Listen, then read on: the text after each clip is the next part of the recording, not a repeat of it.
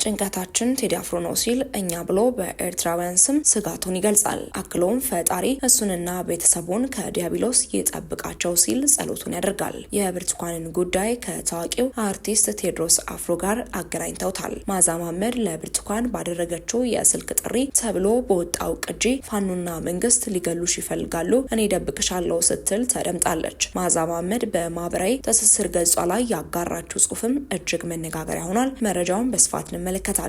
በክልሉ ያለው የጸጥታ ችግር በዚህ ከቀጠለ ነገ የአማራ እናት ከዩኒቨርሲቲ የምታስመርቀው ልጅ አይኖራትም። በአማራ ክልል ያለው አሳዛኝ ሁኔታ ተገልጿል። ዝርዝር መረጃውን በስፋት እንመለከታለን። በሌላኛው መረጃችን ደግሞ ኢራን በኒውክሌር ዙሪያ ከአሜሪካ ጋር አልነጋገርም ስትል ውሳኔውን አስታውቃለች። ሰላም ጤና ይስጥልን። በመላው ክፍለ ዓለማት የምትገኙ የዴ ታርጌት ኒውስ ቤተሰቦቻችን በያላችሁበት የዓለም ስፍራ ሁሉ ሰላማችሁ ይብዛልን እያልን እነሆ ለቻናላችን አዲስ ከሆናችሁ ቻናላችንን ሰብስክራይብ በማድረግ ቤተሰብ እንድትሆኑን በተጨማሪም የደወል ምልክቷን በመንካት ዘላቂ ቤተሰብነትን ከኛ ጋር እንድትመሰርቱ እንዲሁም በየዕለቱ የምንለቃቸውን ቪዲዮዎችን ከወደዳችሁ ላይክ እና ሼር እንድታደርጉልን እየጠየቅን ወደ መረጃዎቹ እናመራለን። መልካም ቆይታ።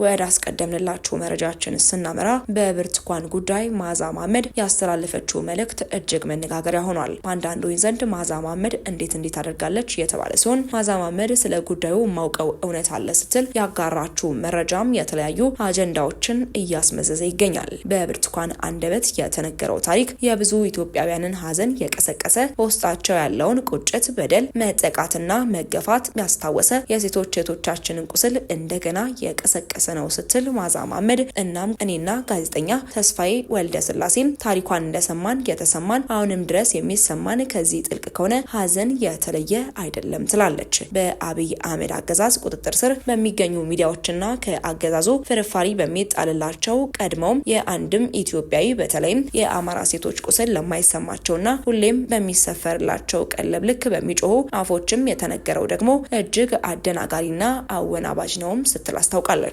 የአብይ አህመድ አገዛዝ መርህ ውሸትና ማደናገር መሆኑን ለኢትዮጵያ ሕዝብ ለማሳወቅ መጻፍ ወይም ደግሞ መናገር ያስፈልገንን ትላለች። ዜጎችን መጠበቅ ሲገባው ለፖለቲካ ትርፍ ማግኛ እንዲውሉ ለማድረግ በአሰቃቂ ሁኔታ እንዲጠቁ ካደረገ በኋላ የደረሰባቸውን በደል እንዳይጋለጥ እንዲሁም ከበደላቸው ለማትረፍ የሚሄድበት ርቀት ከዚህ ቀደም በብዙ ሚሊዮኖች ጉዳይ የታየ ሀቅ በመሆኑ ይህንን ጠንቅቆ ለሚያውቀው ለኢትዮጵያ ሕዝብም በማስረዳት ጊዜ አናባክንም ትላለች። በቆርጦ መቀጠልና ድምጽ የማዘዋወር ሴራውም የአብይ አገዛዝ ስልጣን ላይ ከመጣ ጊዜ ጀምሮ ገበናቸው ተገልጦ በደፋሪዎች ክብራቸው የተገፈፈ፣ የተዋረዱ፣ የተደፈሩ፣ በአሰቃቂና ዘግናኝ ሁኔታ የተገደሉ፣ ከመኖሪያቸውም ተፈናቅለው ሜዳ ላይ የተጣሉ፣ የተገፉ፣ የተዋረዱና የመኖር ህልውናቸው በተገፈፉ ሴቶች ቁስል ላይ አፊዟል። የወንጀል አጫሪዎቹም አብረውት አፊዟል። በዚህ ጉዳይ ያነባችሁ ያዘናችሁና ያለቀሳችሁ ውድ የአማራ ልጆችም ስትል እኔና ተስፋዬ ወልደ ስላሴ የምናውቀው እውነት እኛ ከምናውቀው እውነት ጀርባ የተሸረበው ሴራ ምን እንደሆነ በሚገባ ሳንረዳ እጃችን ላይ የሚገኙ መረጃዎችን ይዘን አደባባይ መውጣቱ ማንን እንደሚጠቅምና ማንን እንደሚጎዳም በሚገባ ሳንረዳ ራሳችንን ለመከላከል ስንል ብቻ አደባባይ መውጣትን አሁን ተመራጭ ሆኖ አላገኘነውም ስትልም ሁሌም ቢሆን ከራሳችን ይልቅ የሚያሳስበን ብዙ ዋጋ የከፈልንበት የአማራ ትግልና የህዝባችን ቁስልና ጉዳት ነው። ከዚህ ቀደምም አሁንም ወደፊትም የህዝባችንን ጉዳይ ያሳስበናል። ልክ እንደኛ ሁሉ ይህ የሚያስጨንቃችሁ ብዙዎቻችሁም አገዛዙ እየሰራ ካለው ድራማ ጀርባ ያለው እውነት ምን እንደሆነ ለማወቅ ያላችሁን ፍላጎት አሳይታችኋልና በእኛ በኩል እጃችን ላይ ያለውን መረጃ በአግባቡ ሰንደን ጉዳዩን አጣርተንና መርምረን ስንጨርስ ይፋ እናደርጋለን። ለአሁኑ ግን ይህ እመረዋለሁ በሚልም ዜጎች ላይ ስቃይ ለሚቆምር ኢትዮጵያ በታሪኳ አይታው ለማታውቀው ጨካኝና መቀለጃ እንዲሆን የምናውለው ታሪክም የለም ስትል እውነት ተሸፍና አትቀርም። የተሰቃዩ እህቶቻችን ታሪክ ቀኑ ሲደርስ በፍትህ አደባባይ ይወጣል። በዳዮቻቸውና ተባባሪዎቻቸውም የእጃቸውን ያገኛሉ ስትለው ያስታወቀችው። ታዲያ ይህ ጉዳይ ከኢቢኤስ እና ከኢትዮጵያ ጭምር አልፎ በተለያዩ ሀገራትም እጅግ መነጋገሪያም ሆኗል። ኤርትራ ይህንን ጉዳይ አጥብቃ ይዛለች።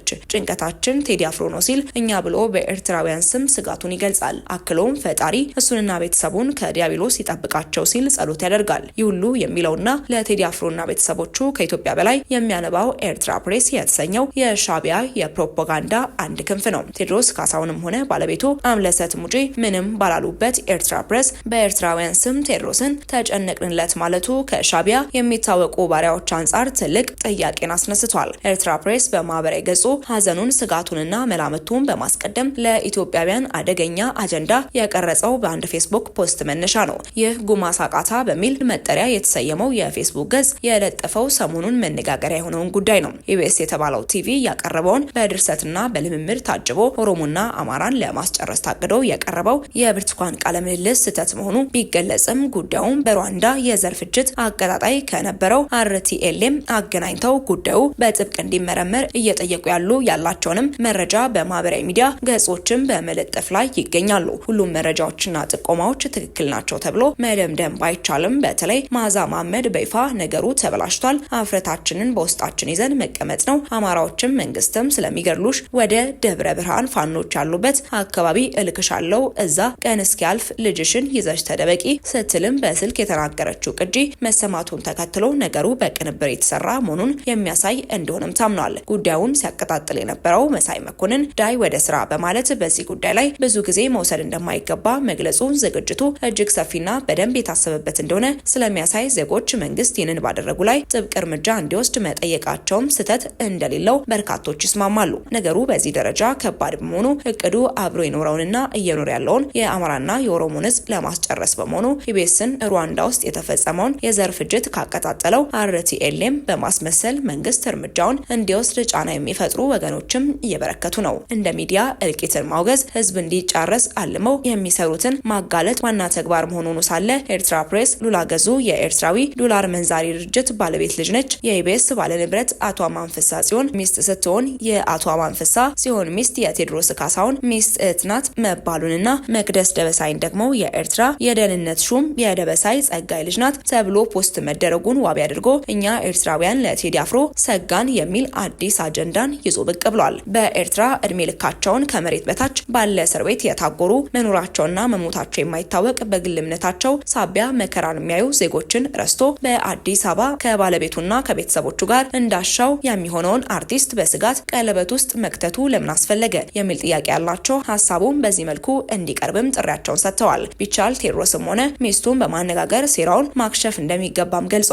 በሴራ የተካነው ሻቢያ ከገባበት ስጋት አንጻር ኢትዮጵያን በማተራመስ ለመበተን የሚጠቀምባቸው ሚዲያዎች መካከል አንዱ የሆነው ኤርትራ ፕሬስ በተደጋጋሚ አማርኛና እንግሊዝኛን በመቀላቀል ዘመቻ ላይ ከተሰለፉ ወራትም ተቆጥረዋል። ከፕሪቶሪያ ስምምነት በኋላ እጃቸውን አጣጥፈው የተቀመጡት የሻቢያ ፍልፍል ሚዲያዎችና ራሳቸውን የሸጡ ኢትዮጵያዊ የሚዲያ ባንዳዎችም አዋራቸውን አራግፈው በቅብብል ኢትዮጵያ ላይ መርዝ እየረጩ ስለሆነ አገር ወዳጆች ይህንን መመከትና ማጋለጥ ይገባልም የሚል መልእክት ተላልፏል። ኤርትራ ፕሬስ ለአሁኑ በኤርትራ ላይ ያለውን ውንጀላ ወደ ጎን እንተወው ሲልም ልክ እንደተበዳይ ሀገር ይናገራል። ይህ የአሁንም ሆነ ያለፈው የኢትዮጵያ መንግስት የነቀፋ አካሄድ ለኛ አዲስ ነገር አይደለም በማለት በደፈናው ይናገራል።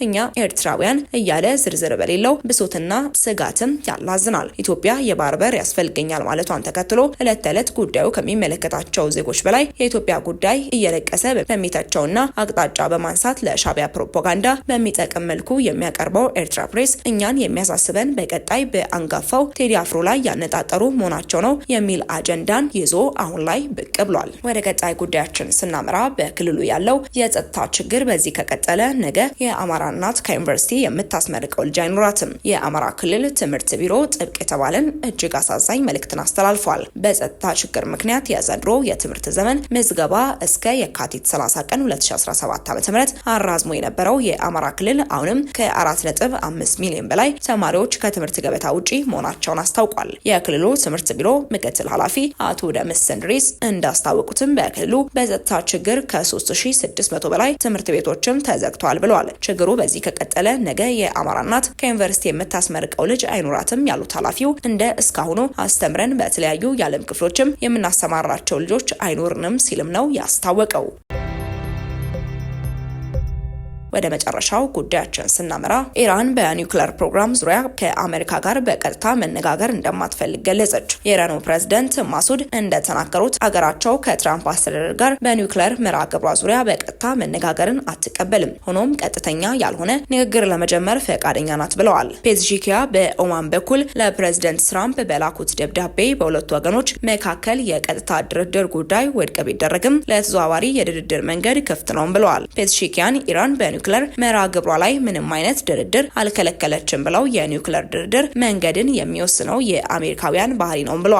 ትራምፕ ኢራን የኒውክሌር ጦር መሳሪያ መያዝ እንደማትችልና ለመደራደር ፈቃደኛ ካልሆነች አሜሪካ ይህን ለመከላከል ወታደሯን ለመጠቀም እንደምትገደድ ለፎክስ ኒውስ ተናግረዋል። በፔዝሺኪያን እናም በካራዚ መካከል ያለው አሰላለፍ በኢራን ያለውን የመንግስትና የሃይማኖት አመራር በውጭ ፖሊሲ ላይ ተግባብተው እንደሚሰሩ ማሳያም ተደርጓል። ለተዘዋዋሪ የኒውክሌር ንግግሮችም ፈቃደኛ መሆናቸውን በቴህራን ላይ የተቀናጀ አካሄድ መቀየሩን የሚያመላክት ሲሆን ይህም በኢራንና በምዕራቡ ዓለም መካከል አዲስ ዲፕሎማሲያዊ መንገድን ሊከፍት ይችላልም ተብሏል። በአካባቢው አለመረጋጋትና በመካከለኛው ምስራቅ የኒውክሌር ጦር መሳሪያ ውድድር ሊኖር ይችላል በሚል አሜሪካ ኢራን የኒውክሌር ጦር መሳሪያ እንዳታገኝም ትቃወማለች። የአሜሪካ ባለስልጣናት ኢራን የኒውክሌር ቴክኖሎጂን መንግስታዊ ላልሆኑ አካላትም ልትሰጥ ትችላለች የሚል ስጋትም አላቸው። ወደ ተመልካቾቻችን ለእሳቱ የነበሩ መረጃዎቻችን እኚህ ይመስሉ ነበር። አብራችሁ ስለነበራችሁ እጅግ አድርገን እናመሰግናለን። በቀጣይ እስክንገናኝ ድረስ ቸር ቆዩልን።